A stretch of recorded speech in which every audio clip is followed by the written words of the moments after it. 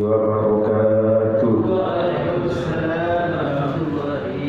Al-Fatihah hadratin Nabi Mustafa Muhammadin sallallahu alaihi wasallam wa ila alihi wa sahbihi wa dzurriyyatihi wa ahli baitil kiram ila jamil anbiya wal mursalin ila zaman qatil qarabin ila jamil tabi'in tabi'in wa ila jamil ulama ila wal awliya ila hayna ma kanu ila jamil muhaddisin al mufassirin fi syamsa'in man-tabari wa syekh Imam Al-Qurtubi wa syekh Imam Ibnu Katsir wa syekh Jalaluddin Al-Mahalli wa syekh Jalaluddin Asyuti wa syekh Muhammad Fakhruddin Ar-Razi wa syekh Ali Muhammad Asy-Syaukani wa syekh Abdul Qadir Al-Jilani wa syekh Muhammad Asy-Syawi wa syekh Mahmud Al-Alwi wa syekh Ali Asy-Syabuni wa syekh Mutawalli Asy-Sya'rawi wa syekh Wahdah Az-Zuhaili wa syekh Muhammad bin Umar Nawawi Al-Badani wa syekh Muhammad Quraisyah wa syekh Bisri Mustafa Rumbang Syuhibi Kitab Al-Ibris wa ila jami'i masyayikhina wa ma'alimin hukun alayhi wa jami'in mu'minin wal muslimin wal muslimat syaikhul lahumul Fatihah.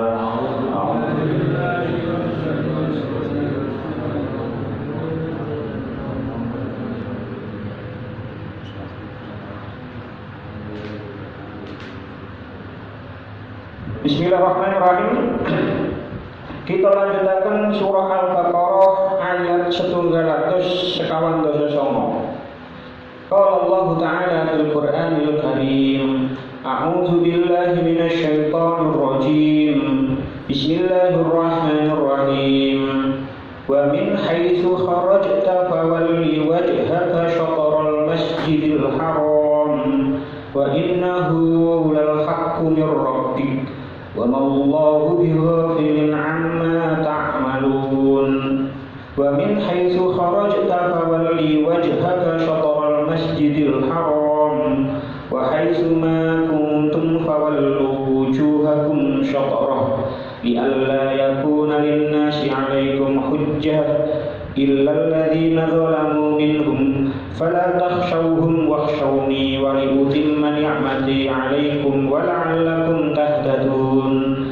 Kama arsalna fiikum rasulan minkum yaslu 'alaikum ayatina wa yuzakkikum wa yu'allimukumul kitaba wal hikmah wa yu'allimukum ma lam takunu ta'lamun. Fadhkuruni azkurkum washkuru li wa la takfurun. Wa min haitsu lan saking endi wa min haitsu lan saking ing dalem endi enggon kharaj tamat tu sapa sira utawa lunga sapa sira fawalli mongko ngedepo sapa sira wajhaka ing wajah sira syatrul masjidil harami ana ing arah masjidil haram wa innahu lan setuhune madhep masjidil haram lal haqqu yakti iku bener mir rabbika saking pangeran sira wa mawwahu lan ora ana sapa Allah iku bighafilin lali amma saking barang tak maluna kang padha nglakoni sapa sira kabeh.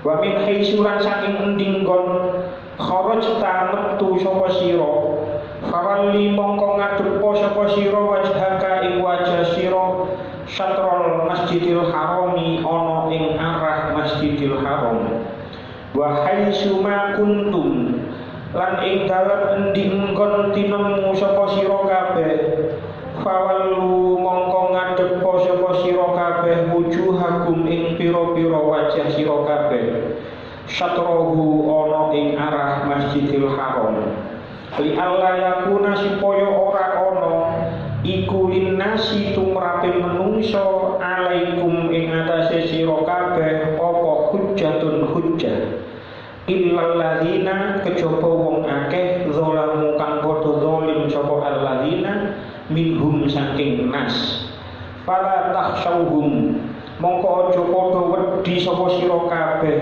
hum ing alladzina zalamu wakhshawni lan wedi sapa sira kabeh ni ing ingsun wali utimma lan drapun nyempurnaaken sapa ingsun nikmati ing nikmat ingsun alaikum ing atase sira kabeh wala alakum lan menawa sira kabeh iku tahtaduna oleh pituduh sapa sira kabeh kama arsalna kaya oleh mutus sapa ingsun fikum ing dalem sira kabeh rasulan ing utusan minkum saking sira kabeh yatslu kang maca sapa rasul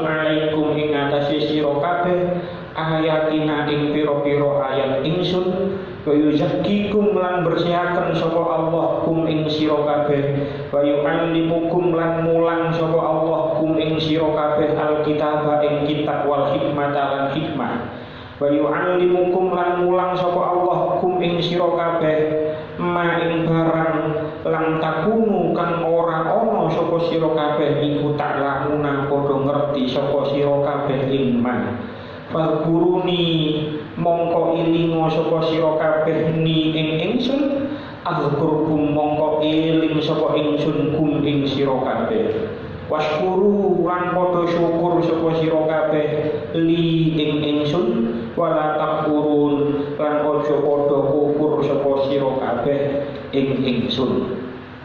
Kita waos syarihun 140 150 Kanjeng Nabi Muhammad tampa dawuh supaya yen nuju tindakan nuju ing dalem nuju ana ing ndi wae yen salat supaya madhep Ka'bah tegese Masjidil Haram. Sejatine madhep Ka'bah iku nyata-nyata bener dawuh saking Gusti Allah Ta'ala. Mulane Kanjeng Nabi didhawuhi supaya ana endi wae yen salat kudu madhep kiblat Ka'bah. Maksude supaya wong-wong Yahudi lan wong-wong musyrik padha ora duwe hujjah.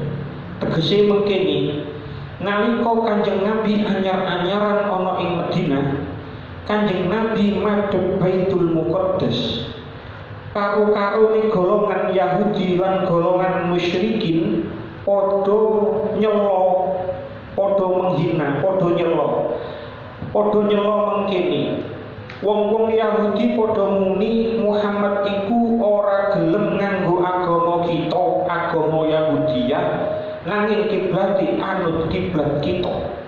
Wong-wong musyrik padha muni Muhammad iku pengakuane anut agamane Nabi Ibrahim, nanging kiblate malah mulayani kiblate Nabi Ibrahim.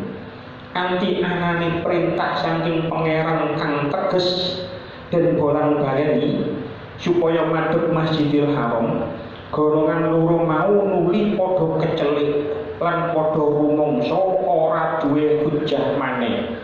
Kejaba sak golongan kang padha zalim dalam kurung ngotot kang muni-muni yen Nabi Muhammad pindah kiblat iku jalaran mergo condong marang agamane nenek moyangi. 151 Allah Ta'ala wis paring nikmat kelawan sempurna kaya anggone ngutus Allah Ta'ala marang Kanjeng Nabi Muhammad sallallahu alaihi wasallam kang maca-macaaken ayat Al-Qur'an bersihaken saking reget syirik, mulang Al-Qur'an lan hikmah-hikmah lan uga mulang bab-bab kang sira kabeh mau ora padha mengerti. Mula sira kabeh padha iling marang pangeran kanthi nglakoni salat lan tasbih, nyucikaken marang pangeran. Yen sira padha gelem eling marang Allah Ta'ala, Allah Ta'ala bakal paring wales marang sira kabeh.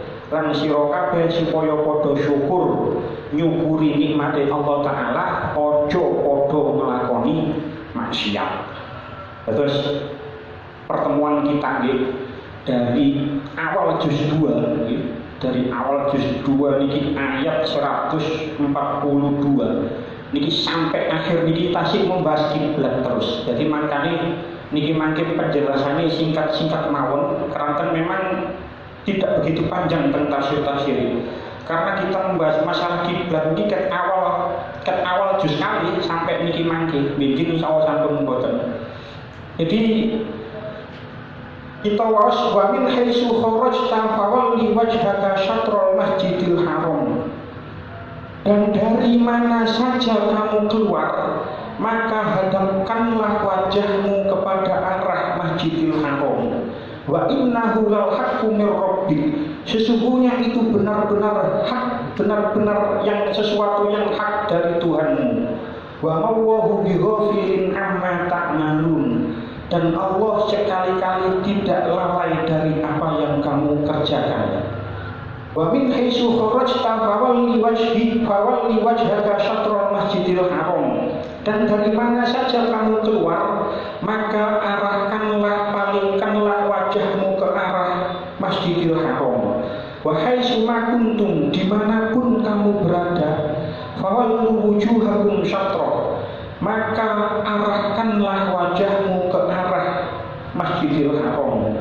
Li alla yakuna linnasi alaikum hujjah, supaya tidak ada hujjah bagi manusia atas kamu, illal ladzina zalamu minhum, kecuali orang-orang yang zalim di antara mereka. Fala takhshawhum wakhshawni, maka janganlah kamu takut kepada mereka dan takutlah kepadaku saja. Waliutimma ni'mati alaikum, dan agar kesempurnaan nikmatku atasmu. Wala'allakum tahtadun, dan agar kamu mendapat petunjuk.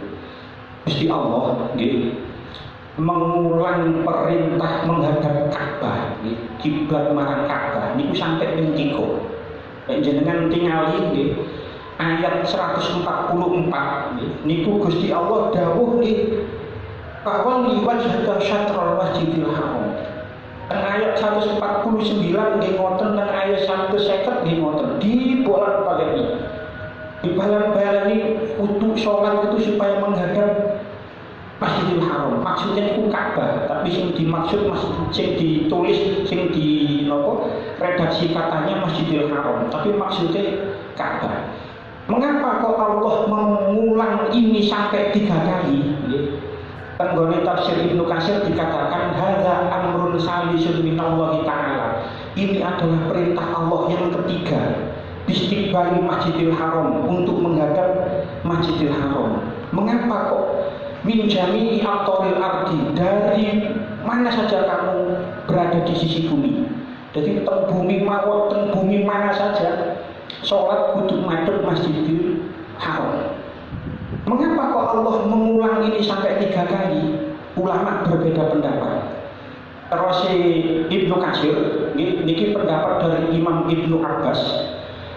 Wa qad ikhtalafu fi hikmati hadza takarrara salasamarat. Ulama ahli tafsir berbeda pendapat mengapa Allah sampai 3 kali mengulangi hal ini. Fakila takkidun. Ada yang pendapat yang mengatakan ini untuk menguatkan. Kenapa dikuatkan? Li'annahu awwalu nasikhin waqa'a fil islami alaman nasya alaihi Ibnu Abbas. Karena pertama kali yang dinasakh, pertama kali yang dihapus perintah itu adalah perintah menghadap kiblat. Pertama kali sholat ketika Kanjeng Nabi teng Madinah itu dikengken ngadep Baitul Maqdis, dikengken ngadep Baitul Maqdis. Setelah 16 bulan, setelah 17 bulan, perintah tersebut dihapus kali Allah. Ini perintah menghadap untuk Baitul Maqdis, sholat dan Baitul Maqdis dihapus kali Allah, diganti untuk menghadap Ka'bah. Jadi kiblatnya yang awalnya teng Baitul Maqdis diganti tenggoni Ka'bah, sehingga Allah sampai mengulang sampai 3 kali. Jadi dikuatkan oleh Allah sampai 3 kali supaya orang-orang itu tidak ragu. Wong-wong itu boten mamang. Mari sholat madhep Baitul Maqdis kok dikongkon nang Masjidil Haram. Niku banyak yang ragu awalnya. Itu pendapat yang pertama. Ada lagi pendapat, enten malih pendapat saking Imam Fakhruddin Ar-Razi. Jadi menurut Imam Fakhruddin Ar-Razi ini ada 3 tahapan. Pun nanti kalau ceritakan tentang awal. Tahap yang pertama niku untuk orang yang berada di depan Ka'bah. Niku kan sholat kudu menghadap Ka'bah. Tahapan yang kedua itu untuk orang sing sholat nang gone Mekah. Niku kudu ngadep Masjidil Haram. Tahap yang ketiga untuk orang yang berada di luar Mekah. Niku arahnya harus di arah Masjidil Haram. Boten kudu presisi boten. Yang penting arahnya menghadap Masjidil Haram. Niku menurut Fakhruddin Ar-Razi. Menurut Al-Qurtubi tidak begitu. Yang pertama menurut Al-Qurtubi itu untuk orang yang berada di Mekah. Untuk orang yang berada di Mekah. Yang nomor kali untuk orang yang berada di luar Mekah. Yang ketiga, untuk orang yang berada di dalam perjalanan. Maka nilai sing beto tafsir Jalalain teng mriku dikatakan fi li safarin krana lunga. Sing beto wa min haitsu kharajta li safarin krana lunga. Karena apa? Jadi sadurunge kula terangaken karena bepergian seperti ini nggih. Ujian perpindahan kiblat niku pun nate kula terangaken itu sangat berat bagi orang-orang Islam teng Madinah saat ini. Maka ning tenggone ayat 143 Allah dawuh wa ma ja'alna kene teng ayat 143 Allah dawuh wa ma ja'alna qiblata allati kunta 'alaiha illa lina'lama may yattabi'ur rasula mimman yanqalibu 'ala aqibai. Salah satu tujuan pengalihan kiblat dari Baitul Maqdis ke Masjidil Haram itu untuk mengetahui siapa orang yang benar-benar beriman marang Kanjeng Nabi dan siapa yang berpaling dari Kanjeng Nabi. Jadi perpindahan kiblat itu untuk ngetes ujian dari wong-wong Islam saat itu. Sopo sing temen anut marang Kanjeng Nabi, sopo sing gak anut marang Kanjeng Nabi, dan itu berat. Makanya teng mriku dikatakan wa in kanat lakabiratan illa 'alal ladzina hadallah. Itu sangat berat kecuali bagi mereka yang mendapat hidayah dari Allah. Jadi niku ayat untuk ayat ini 140 sampai ayat 150 ini memang memerintahkan kita umat Islam untuk sholat menghadap kiblat, yaitu Ka'bah. Nah, kecuali sholat sunnah. Makanya Nawawi dikatakan li safarin krono lunga. Menurut Al-Qurtubi tahap yang ketiga itu adalah untuk orang yang berpergian. Uang lek lunga itu kalau sholat sunnah menurut Imam Maliki niku gak perlu menghadap kiblat. Jadi kalau sholat sunnah di atas kendaraan di dalam perjalanan niku sholat sunnah niku mboten perlu menghadap kiblat. Wis sholat ngadep endi mawon mboten napa-napa. Niku menurut Imam Maliki sholat sunnah catatan. Tapi menurut Imam Syafi'i mboten. Nek takbiratul ihram niku kudu ngadep kiblat. Engko nek wis belok nang ndi wis terserah mboten ngadep kiblat mboten napa-napa. Niku menurut Imam Syafi'i. Dan keduanya, Imam Malik ini gurune Imam Syafi'i ini muridnya, sama-sama punya dasar hadis. Jadi Kanjeng Nabi itu menurut Imam Syafi'i nate sholat sunnah di atas kendaraan. Niku ketika takbiratul ihram ngadep marang kiblat. Tapi menurut Imam Maliki, Kanjeng Nabi niku nate sholat sunnah di atas kendaraan. Niku wis terserah ketika ngadep Madinah ya sholat langsung ngadep Madinah. Ketika ngadep Mekah di sholat ngadep Mekah. Itu jadi ada dua pendapat. Dan kulo kali panjenengan kira-kira kober ta sholat sunnah nang ndukur kendaraan yo kober.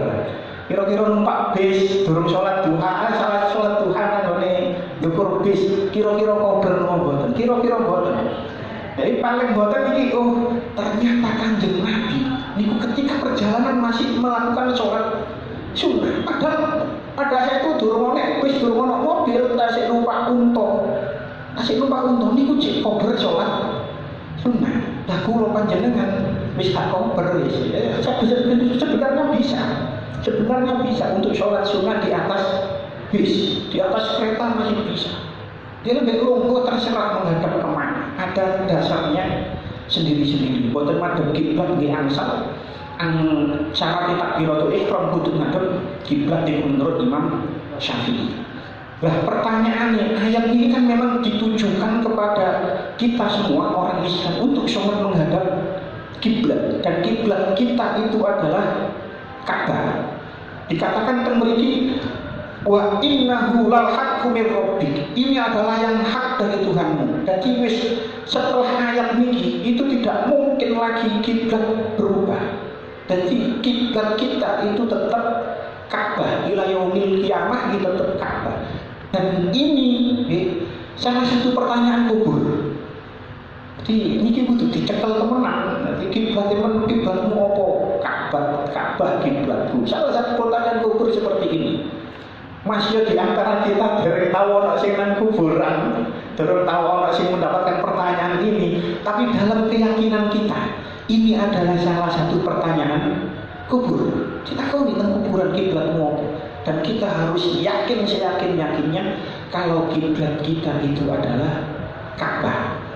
Pertanyaan ini, nopo wonten di zaman yang sekarang itu ada orang Islam yang sholat tidak menghadap Ka'bah? Jawabnya. Jadi pulau itu kitab yang saya baca itu bukan hanya sekedar kitab-kitab kuning ini, kitab-kitab kuning seperti ini tidak. Tapi saya mempunyai kitab karangan ulama Indonesia. Orangnya bernama Buya Hamka. Insya Allah mungkin jenengan nanti kepikiran. Yang koras, yang balak-balik di penjara ketika zaman Soekarno dia. Akhirnya namanya Al-Azhar. Dalam tafsir Al-Azhar itu dikatakan orang-orang Suriname saat ini itu sebagian itu tidak menghadap ke Ka'bah. Ternyata setelah kalau cek di Google, Suriname, orang-orang Suriname saat ini itu mempunyai dua kiblat. Ono sing ngadep kulon, ono sing ngadep wetan. Kalau cek, oh iya, ternyata sampai saat ini seperti itu Mas Ian. Jadi padahal kalau Profesor Buya Hamka itu kan sudah meninggal puluhan tahun yang lalu, mungkin pun boten. Tapi ternyata saya cek di Google, sampai saat ini masjid-masjid di Suriname itu ada yang menghadap barat, ada yang menghadap timur.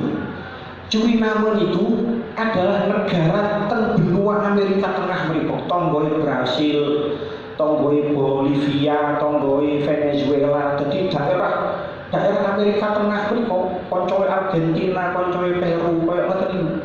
Jadi berada di samping Brasil. Mengapa kok seperti itu?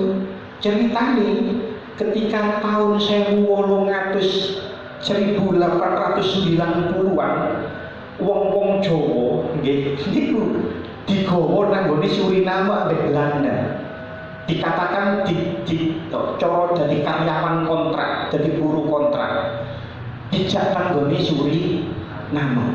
Lah, karena nang Jawa niku kiblate iku ngulon, kiblat kan ngulon. Kiblat kan ke arah barat kalau di Jawa. Barang masyarakat Jawa ada 30.000 masyarakat Jawa digawa nang Suriname. Teko Suriname karena keterbatasan ilmu agama, yo gak mungkin yo gak ono sing mondok, mungkin yo ngaji yo guru ono sing iso temenan. Akhirnya kiblatnya koyok nang Jawa, kiblatnya ngadep ngulon. Padahal secara letak geografis kiblat orang Suriname itu harusnya menghadap ke timur. Jadi sampai saat ini kok enten orang yang ternyata menghadap tidak ke kiblat. Gitu bener. Seharusnya dari Suriname ke Masjidil Haram ini pun dekat ke timur daripada ke barat. Jadi sampai saat ini masih banyak masjid-masjid tenggone Suriname yang menghadap ke barat seperti halnya ketika mereka berada di Jawa. Jadi pada saat itu ada 30.000 orang ceritanya yang nompo gamplek coron biar transmigrasi, tapi ini karena beda negara bukan transmigrasi namanya migrasi dari Jawa. Pada saat itu Indonesia belum ada tenggoni Suriname, dan hanya yang kembali nang Jawa sing kembali nang Indonesia hanya 20-25%. Jadi wakil sing mriko, makanya teng mriko orang Jawa menjadi banyak. Di Kempot biar derek mati, itu nanti konser nang Suriname, wakil sing delok di Kempot biar itu. Memang masyarakat komunitas Jawa sudah beranak pinak, sudah turun temurun, sehingga apa yang menjadi ajaran nenek moyang mereka di Jawa itu dibawa nanggone sampai teko Suriname. Menghilangkan adat sing koyo ngeten niku memang susah. Memang susah. Kita sendiri, kulo kali panjenengan, mungkin itu masih ada 1-2 yang belum bisa menghilangkan adat dari nenek moyang kita. walaupun kita tahu adat itu salah. Contoh, di antara kula panjenengan mungkin wonten, tapi kalau yakin siji loro pasti ono iki. Ketika duwe anak, terus hari-hari ini dipendem, terus dikei apa aja? Kei lampu, terus apa aja ono nang ngene kuno? Napa? Curi, buku, pulpen, cermin, bahkan kula pernah mendapatkan cerita dari pelaku. Bahkan surat Yasin Nabi Majmu itu malah dipendem, cek iso ngaji dari ini. Ketemu pirang perkara kayak ngeten. Ayo menurut sampean, ada kayak ini salah napa bener? Salah. Kayak teko endi? Hari-hari dipendem terus dikei suri, dikei pulpen, bahkan itu manusia salah. Surat Yasin itu dipendem. Jawab cek apa? Cek pinter ngaji. Ada temu pirang perkara Majmu ambek surat Yasin dipendem bareng hari-hari. Itu apa bukan penghinaan ngoten iki? Ayo. Di antara kita kan siji loro kan mungkin masih ada yang melakukan hal itu. Padahal adat koyo ngoten itu tidak bisa dibenarkan. Apa hubungannya hari-hari dipendem bareng dikei suri cek iso lewat dikei suri cek pinter maca ketemu pirang perkara ngoten. Kira-kira hal-hal koyo ngoten iku teko kiai, teko wali, napa teko mbah-mbah kula panjenengan sing biyen.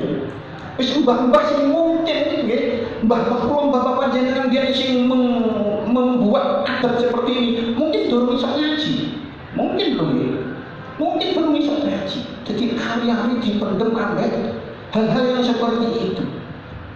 Kulo nggak ada anak papa. Niku hari-hari niku mboten ono sing kula nggih kula pendem. Asline mboten kula pendem, tapi kula buat nang kali. Kula soalé gak duwe pacul kayak mendem. Ane sing mendem niku lari-lari pondok sing biasa teng pondok wis pendemen umbahan kula gak melok apa-apa. Seandainya tidak ada anak-anak nggih sing teng pondok kali kula, niku kula buat nang kali. Cuma buat nang kali niku. Tapi kula buat nang kali coba dipendem mawon wis dipendem sampai sembarang kula mboten melok mendem. Jadi adat seperti ini sangat susah kita hilangkan karena itu sudah dari turun-temurun dari nenek moyang kita dulu. Seperti halnya orang-orang Suriname, ngoten pun. Jadi siji loro mungkin yang ada, tapi itu sebenarnya tidak bisa dibenarkan.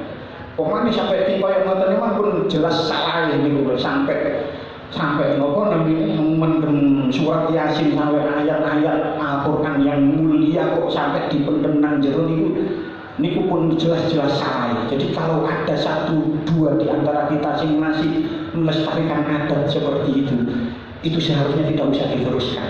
Cukup berhenti teng sampean. Jadi supaya anak cucu kita boten niru maneh ngoten. Sebab itu boten bisa dibenarkan.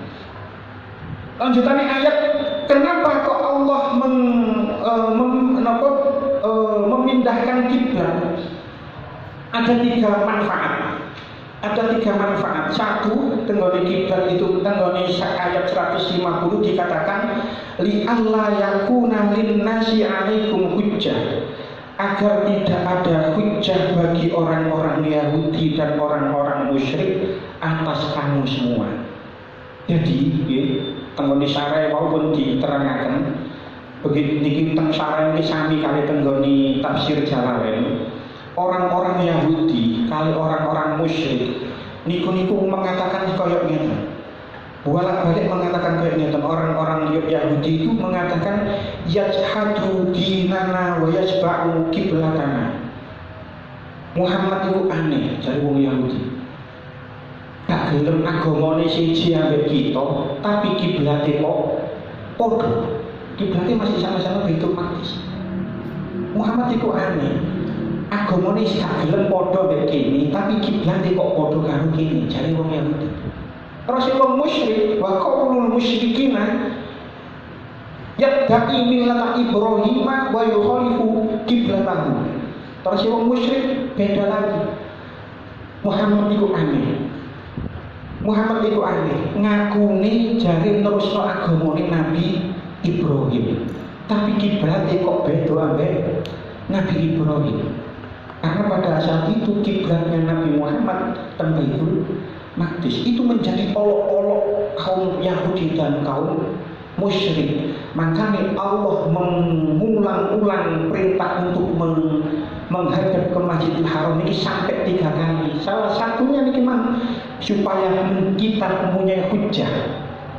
Jadi kita punya hujah, punya dalil ya, buat orang Yahudi dan orang musyrik lewat ayat ini. Jadi lewat ayat ini aku diperintah karo Allah supaya menghadap ke Masjidil Haram, ke Ka'bah. Sehingga lewat ayat ini sudah jelas tidak bisa dibantah lagi. Kecuali ya, sing membantah niku nggih niku sing membantah itu adalah illal ladzina zalamu minhum, yaitu orang-orang yang tetap ngeyel, tetap aja membantah. Fala takhshawhum wakhshawni, kamu jangan takut kepada bantahan mereka, tapi takutlah kepadaku. Artinya apa? Dikengken madhep kiblat marang Ka'bah iki kudu nganut marang Allah karena perintahnya seperti itu setunggal. Nomor kali wali utimma ni'mati alaikum, dan kesempurnaan nikmatku atasmu. Jadi nopo nikmat Allah yang disempurnakan setunggal menjadikan Ka'bah sebagai kiblat, itu adalah nikmat yang besar. Walaupun pada saat itu itu di Mekah, di sekitar Ka'bah itu masih banyak berhala. Pada saat perintah Allah turun ketika dari Baitul Maqdis dikengken madhep marang Masjidil Haram, ketika itu di sekitar Ka'bah masih banyak berhala. Dikatakan sampai 360 berhala di sekitar Ka'bah. Tapi Allah tetap memerintahkan untuk menghadap ke Ka'bah. Wali utimma nikmati alaikum, akan aku sempurnakan nikmatku atasmu. Nopo nikmatnya? Setelah itu Allah berjanji, ini ayat ini janji Allah, Mekah itu bakal kamu taklukkan dan berhala di sekitar Ka'bah bakal bisa kamu bersihkan. Dan terbukti tahun 8 Hijriah ketika peristiwa Fathul Makkah, penaklukan kota Mekah, itu Mekah ditaklukkan dan berhala-berhala di sekitar Ka'bah dihancurkan semuanya. Nomor kali nikmat yang kedua itu adalah menjadikan Nabi Muhammad sebagai nabi berbangsa Arab. Dan Quran yang diturunkan kepada Nabi Muhammad itu Quran yang berbahasa Arab, dan kemunculannya di tengah bangsa Arab itu adalah nikmat bagi kamu semua ketika ayat ini diturunkan. Sebab ketika zaman mari Nabi Ibrahim, gak ada anak kali Nabi Ismail sampai Nabi Ishak, podo dari Nabi ini, itu anak turun Nabi Ishak podo dari Nabi Kabeh. Anak turun Nabi Ismail tidak ada yang menjadi Nabi, baru Nabi Muhammad ini. Dan baru Nabi Muhammad Nabi yang berbangsa Arab. Sebelum Nabi Muhammad bangsa Israel kabeh, bangsa Bani Israel kabeh. Jadi ini adalah nikmat bagi kamu semua. Quran yang bahasa Arab, ini adalah nikmat bagi kamu semua. Dan nikmat yang ketiga, wala'allakum tahtadun, agar kalian mendapat petunjuk. Lanjutannya ayat, kama arsalna fikum rasulan minkum, sebagaimana kami telah mengutus kepadamu rasul di antara kamu, yatlu alaikum ayatina, yang membacakan ayat-ayat kami, wa yuzakkikum, dan menyucikan kamu semua, wa yu'allimukumul kitab wal hikmah, dan mengajarkan kepadamu kitab dan hikmah, wa yu'allimukum ma lam takunu ta'lamun, dan mengajarkan kepada kamu apa yang belum kamu ketahui. Terus tengah ayat ini Gusti Allah ngiringaken marang hamba-hambanya yang mukmin niku supaya iling akan nikmati Allah sing dilimpahno marang mereka berupa diutusnya Nabi Muhammad. Jadi diutusnya Nabi Muhammad kepada mereka itu adalah nikmat yang sangat besar. Nikmat yang sangat besar. Iku Allah mengingatkan kepada mereka, ojo lali. Nikmat yang paling besar ya, itu soalnya aku ngutus Muhammad di tengah-tengah kamu. Yang mana Nabi Muhammad ini membacakan kitab, membacakan hikmah, terus menyucikan dan mengajarkan, memberitahu apa yang belum kamu ketahui. Di ayat niki, lek jenengan beto juz setunggal, niki ayat 151, ayat 151 niki, ini merupakan bukti pengabulan doa Nabi Ibrahim ketika Nabi Ibrahim memanjatkan doa di depan Ka'bah bersama Nabi Ismail. Jadi ketika Nabi Ibrahim meninggikan Ka'bah bersama Nabi Ismail, Nabi Ibrahim ndonga nang ngarep Ka'bah. Dungane tentang ayat 129 teng juz 1 tasya. Dungane Rabbana wab'ats fihim rasulan minhum yatlu 'alaihim ayatika wa yu'allimuhumul kitaba wal hikmah wa yuzakkihim innaka antal azizul hakim. Mriki Nabi Ibrahim itu nyuwun sekawan. Di ayat 129 Nabi Ibrahim itu nyuwun 4 perkara. Tapi di ayat 151 Allah mengabulkan dengan 5 perkara. Nanti sing disuwun ambek sing dikabulno iku akeh sing dikabulno. Apa permintaan Nabi Ibrahim? Siji, wab'ats fihim rasulan minhum. Ayat 129. Utuslah rasul dari kalangan kami. Utuslah utusan dari kalangan kami. Ternyata diutus Kanjeng Nabi dari Nabi Ismail bin Ibrahim. Loro wayat yatslu 'alaihim ayatika, dan membacakan ayat-ayatmu. Tenggone ayat 121. Di ayat 151 gitu yatslu 'alaikum ayatina. Lalu tenggone berikut dikatakan wa yu'allimuhumul kitab wal hikmah, yang mengajarkan Alkitab dan Al-Hikmah. Bedane lek tenggone ayat 129 digawe nomor 3, lek teng mriki digawe nomor 4. Sing keempat wa yuzakkihim. Tenggone ayat 151 wa yuzakkikum. Jadi ada 4 permintaan Nabi Ibrahim itu dikabulkan oleh Allah 5. Apa yang tidak disebut di ayat 129, sing boten disebut teng ayat 129 adalah wa yu'allimukum ma lam takunu ta'lamun, dan mengajarkan apa yang mereka belum ketahui. Niku tenggone permintaan doa Nabi Ibrahim itu tidak disebut, tapi kali Allah dikabulkan, dikei, boten dikabulkan, diparingi, padahal boten dijaluk. Jadi boten dijaluk kali Nabi Ibrahim, tapi diparing nomaran. Dumone mang diparing akhirnya diutus dengan diutusnya Nabi Muhammad. Lewat ayat niki kita bisa mengetahui bahwasanya doa itu kadangkala tidak dikabulkan seketika. Dengan tinggal Nabi Ibrahim dungo niki sudah berapa ribu tahun yang lalu sebelum dikabulkan itu kan dungone tengah Ka'bah sareng-sareng Nabi Ismail. Berikanlah kami keturunan yang menjadi rasul, sing ngamini Nabi Ismail. Tidak ada keturunan Nabi Ismail yang menjadi nabi. Baru ribuan tahun setelah itu diutuslah Nabi Muhammad yang keturunan Nabi Ismail. Nabi Ibrahim dungo itu ribuan tahun lamanya baru terkabulkan dengan diutusnya Nabi Muhammad.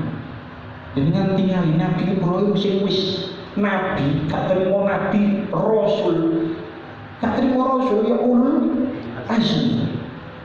itu kok doanya baru dikabulkan ribuan tahun setelahnya.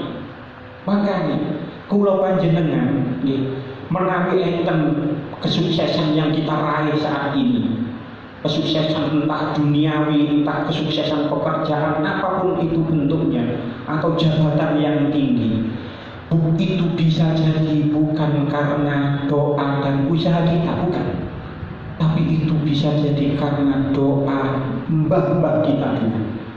Mungkin kawak diri dungo gak sepiro kenceng, sinau nyambut gawe gak sepiro temen, tapi mungkin ono sing pinter, mungkin ono sing sugih. Itu bukan karena doa dan usaha kita, tapi bisa jadi karena doa mbah-mbah kita dulu.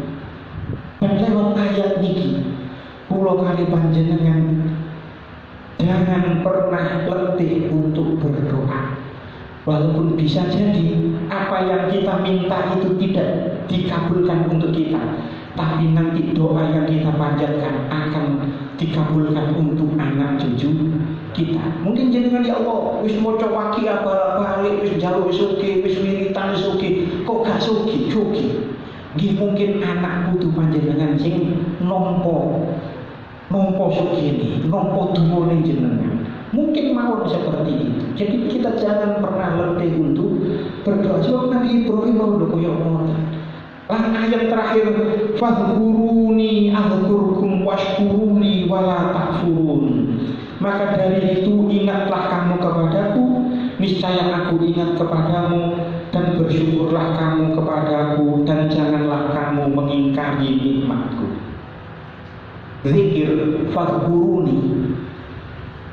Tafsir Al-Qurtubi dikatakan zikir itu identik dengan lisan. Jadi ayo zikir itu identik dengan lisan. Mengapa kok identik dengan lisan? Ini sebab awal misalnya istighosah, ayo wiritan, itu diucapkan dengan lisan. Itu identik dengan lisan zikir itu. Karena dengan lisan akan menggerakkan hati. Dengan kita mengucapkan zikir dengan lisan itu akan menggerakkan hati kita. Padahal pengguna tafsir Al-Qurtubi dikatakan bahwa makna hadil ayat itu tidak zikir bil lisan kita, tapi apa? Uzkuruni bitaati azkurkum bisawabi wal maghfirah. Jadi tak zikirlah kamu kepadaku ditaati dengan taat. Jadi kita ngaji kaya ngeten nggih Mas Yoga. Lisan kita tidak berzikir wis meneng ngeten itu sudah bagian dari zikir. Karena kita melakukan ketaatan kepada Allah. Ini digawe enak-enakan timbangane ngrasani wong timbangane ngopi. Sing gak karu-karuan kok bahas gak karu-karuan, mending turu. Wah turu niku ada bentuk taat. Timbangane tangi kok ngrasani wong to bekerja melakukan maksiat wani turu itu akan bentuk taat. Jadi tidak hanya zikir, tidak hanya bilisan, tapi taat itu adalah bagian dari zikir. Lah washkuruli wala takfurun, dan syukurlah kamu dan janganlah kamu mengufuri nikmatku. Pentafsir Al-Qurtubi dikatakan kasusnya Abu Usman, enten tiyang namanya Abu Usman, ini pernah ditanyai oleh seseorang, nadhkuru woha wala najidu fi qulubina halawah. Syekh Abu Usman, kula niku wis wiritan balik, wis wakeh wiritane, tapi saya tidak menemukan di hati kita sebuah halawah, manis. Kita itu sudah berzikir, tapi kita tidak menemukan manisnya berzikir. Mungkin di antara kula panjenengan ono sing wiritan wis nopo gak ada wiritan nopo, gak ada wiritan rotib atau dalail atau apa sebagainya, tapi ternyata kita tidak menemukan halawah, manisnya zikir kita tidak menemukan.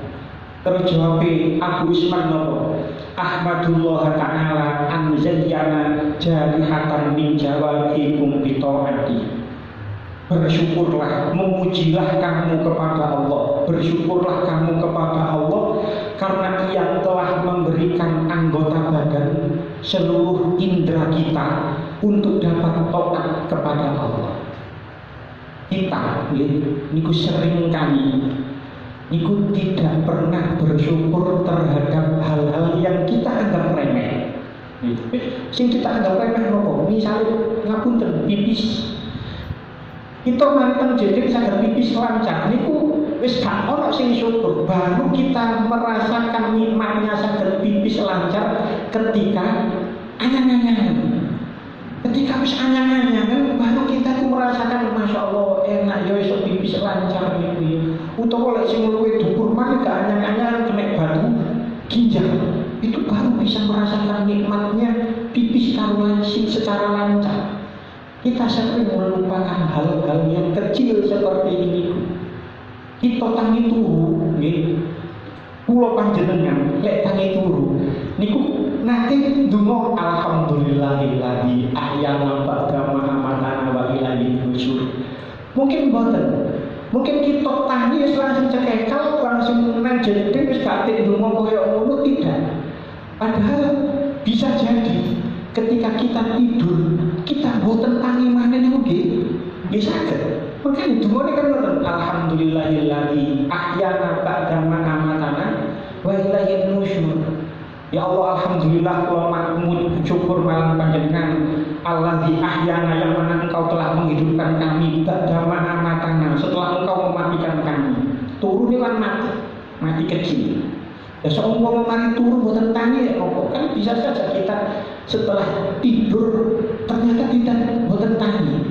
Terus ujug-ujug delok awak dhewe, lho kok aku turu nang ngono lha nanti lak yen apa. Bisa jadi seperti itu atau kita ketika bangun tidur kita tidak pernah ndelok driji awak dhewe, oh cek pancet ono 5, kiwa ono 5, kuping cek ono, irung cek ono, mripat cek ono. Kita tidak pernah mensyukuri hal-hal yang kelihatan remeh kayak ngoten. Nah, hal-hal yang seperti itulah yang kita harus syukuri. Ngoten proses tafsir ini supaya kita mendapatkan halawahnya zikir. Kita mendapatkan manisnya zikir, kita syukuri nikmat-nikmat yang ada di anggota badan kita yang mana kita sering kali melupakan itu. Tani turun kita pulau kali panjenengan wis boten syukur. Wis tani ngoten mawon wis boten nate muni alhamdulillahilladzi ahyana boten nate. Kula panjenengan kira-kira wis gak tau ngecek jari iki ujug-ujug ana 6 nggih saged mawon Gusti Allah utawa langsung kali 1 kali 2 nggih saged mawon.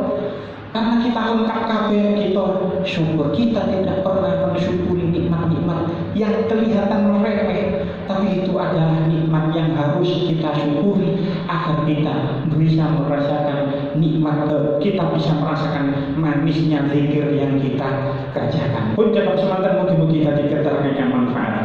Bismillahirrahmanirrahim. Assalamualaikum warahmatullahi wabarakatuh. Alhamdulillahirabbil alamin.